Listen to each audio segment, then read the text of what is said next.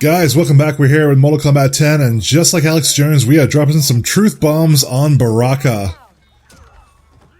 Ha. And there we go. They're like, fuck this shit, we're gonna fight.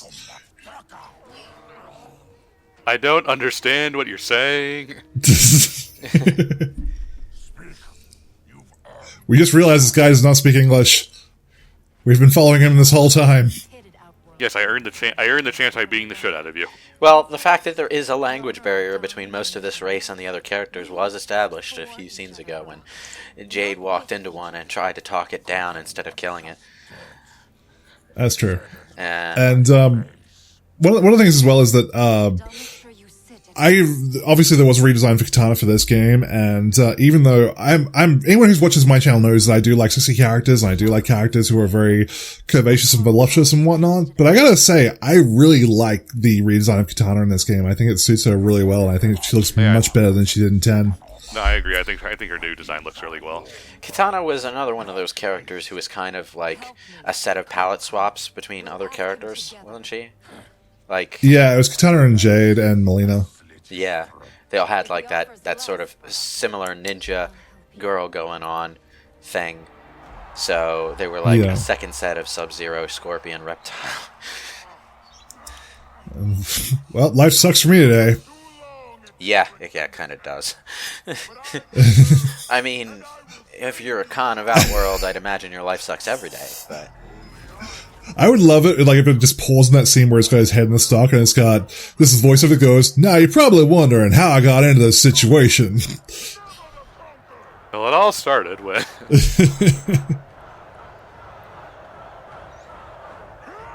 Man, these people Stop showboating. Check out my nipples! These Trick people crowd. are so fickle.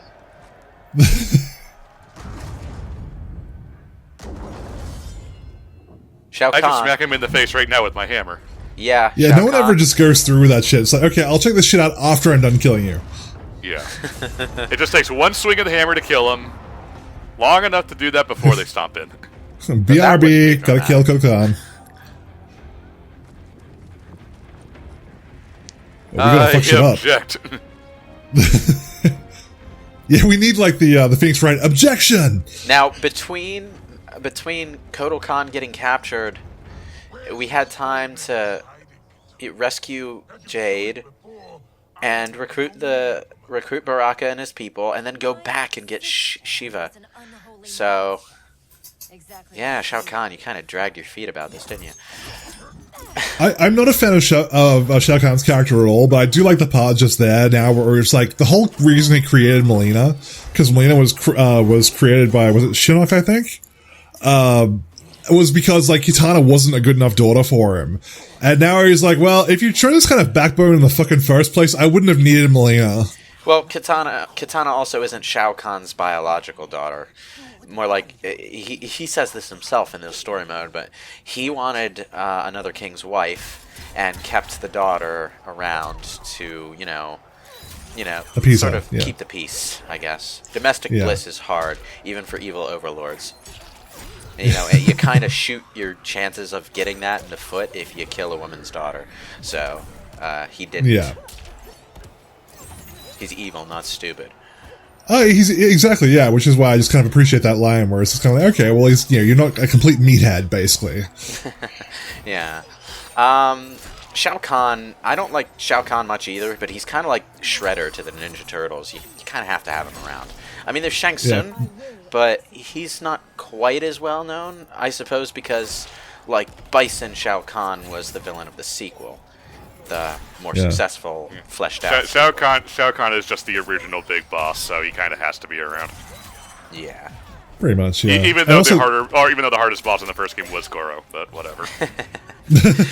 Yeah. But, well, I could never... They keep Goro around, too, most of the time.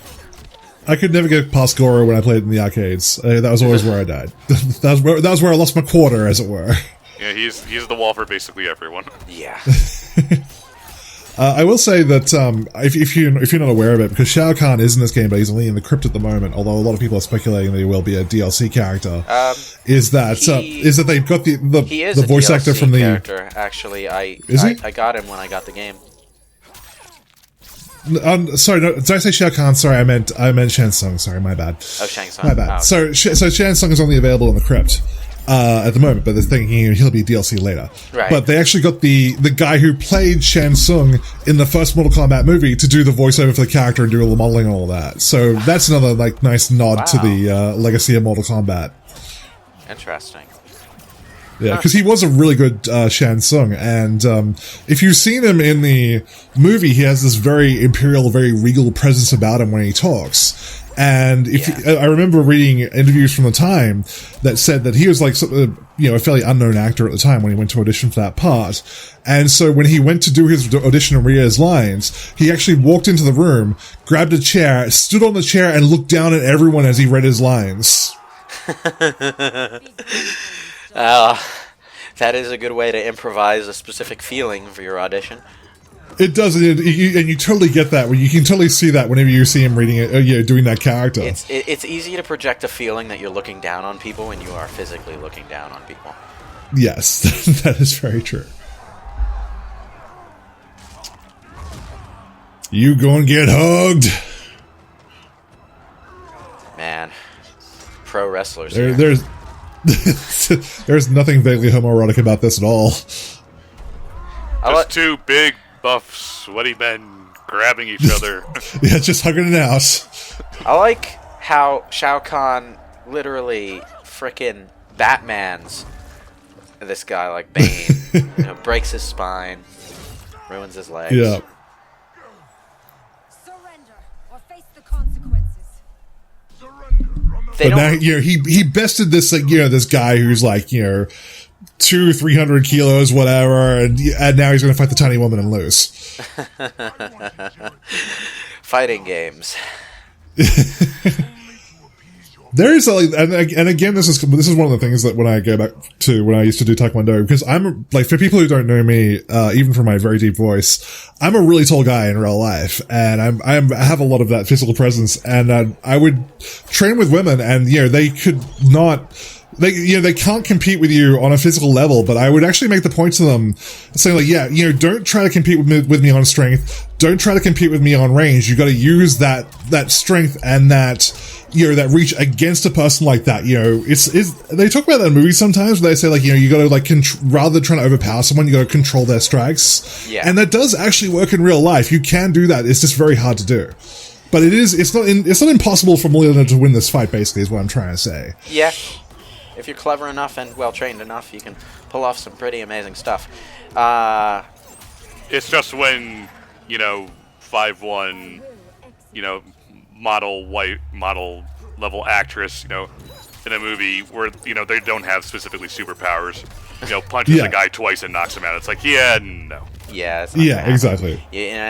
You can take a surprising number of blows to the head without being knocked out. Another thing that movies make look a hell of a lot easier than it actually is killing someone quickly by breaking their neck. No, that doesn't work.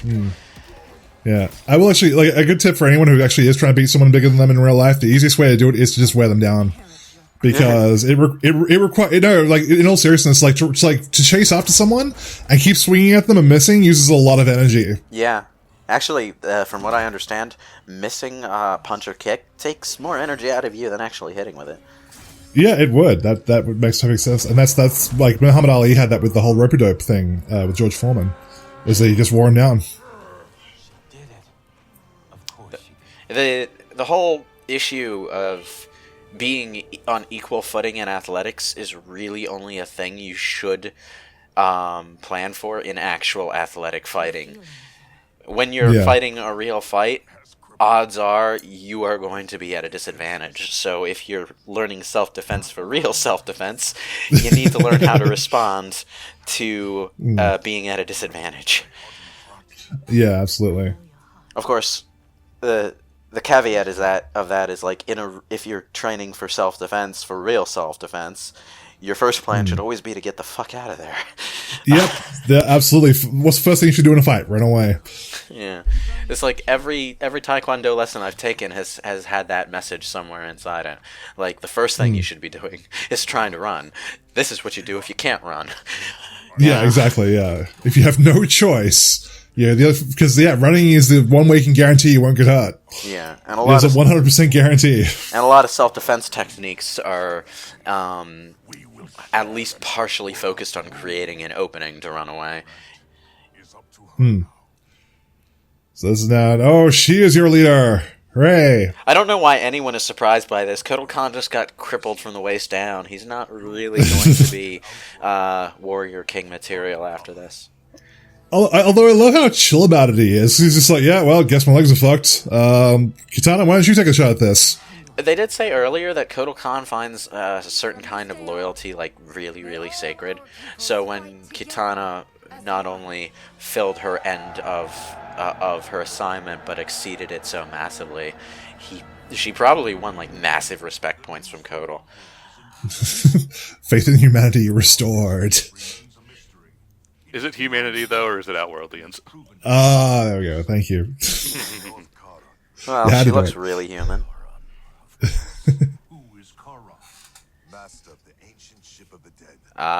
Right. Yeah, one of those things. We're getting close to the point in the story that I haven't played yet, but I have seen this in the section that comes after it. Yeah. It's so weird seeing an actual human as Scorpion. Like, Scorpion has always been really monstrous to me. Probably because, like, he was some weird kind of wraith originally he was like some skeleton thing. Yeah. Like, when he took off his mask to breathe fire on you, you'd see his skull and all that. Yeah, when he'd do toasty. Yeah. Yeah. This is the part where Raiden gets very Back to the Future on Cassie, and he's like, you cannot let your parents die because you'll cease to exist. That's, you'll fade out of the photo. It's a good thing that Kano is a frickin' James Bond villain. So, he basically is, yeah. I mean, Kronika could have killed past Sonya or past Johnny at any point and erased Cassie from history, but no. She's so focused on Raiden. She's so focused on Raiden that she isn't even paying attention to the person who enabled Raiden to do what he did. Victory has defeated you. What? Also, am I the only one who feels this? But like, Jackie Briggs' character design just seems more interesting in this game than it was in 10. Define interesting. More. Like, it pops out more. It's more colorful. Well, everything's more colorful in this game than it was in 10. Her hair is more. It has more personality to it. Just generally more personality to her in general, really. I said before that 10 had this kind of like really subdued feeling all over the place that kind of dampened the fun feeling of the game. Whereas this game feels like it has a moderate injection of 90s feel compared to 10. Yeah. I feel like with Jackie and 10, from what I saw of her, they're trying to go with like a little bit more of like tough girl kind of thing, whereas here she seems a little bit more balanced, has a little bit more character to her. Yeah. Yeah. It's like, okay, to go back to the earlier mentions of people complaining about SJWs and stuff. No. But in 10's case, I can sort of see some valid complaint behind what they were pointing at, in that they leaned a little too hard on the serious aesthetic. And overbalanced, I would say. Kind of in the opposite direction that 9 overbalanced in. And when it comes to the aesthetic feel and the tone of the game, Mortal Kombat 11 hits a much better place. A much better, like if 9 and 10 were both aiming at a dartboard, one hit on the left and one hit on the right, this one hit somewhere toward the center. You know? It was a better shot at that same dartboard. I think what's interesting about this as well is that every character in this, as you pointed out, like there's a juxtaposition between the young version and the old version, Johnny Cage and his younger self, or Liu Kang and his reverend self, things like that. Kano is just like, I'm still a dickhead in the future? Yes? Okay, sweet. Yeah. All that happened to me is I got some mutton chops. Exactly. Kano's actions with himself kind of act like a funny kind of foil to the other interactions between like Johnny and Raiden's talk about himself. is like Kano is just himself, but he looks younger. Exactly. He's still exactly the same person. He hasn't changed one bit. Which is sad, but, you know, totally Kano. That's so Kano.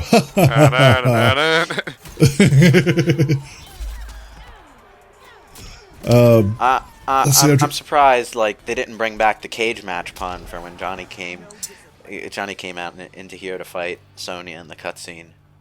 Because, like, it's an actual cage match. Come on. That was one Come of on. the Missed opportunities. That was one of the funnier opening battle combat dialogue lines. Is cage Cassie match? and Johnny. Oh no, you didn't. Yeah.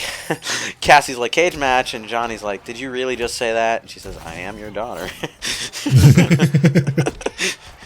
One of the best parts about Johnny Cage's opening dialogue is that everyone has a diss for him. Yeah, Cassie and Johnny, but they all just prepare it for him because they know he has just as much in store for them. Ooh. Yeah, I think this is, I think coming up is with Kano is one of the matches I actually did lose and got to cut out. So we'll get to see a bit of fun there because it's one of those things where just sometimes the CPU just wants to win. And like it was really just one of those matches where it's just like no, it's like doing like really sick combos and doing meter burns because it's just oh god, the reading of that line. It was just doing really sick combos to ruin my day. Sometimes that happens, yeah.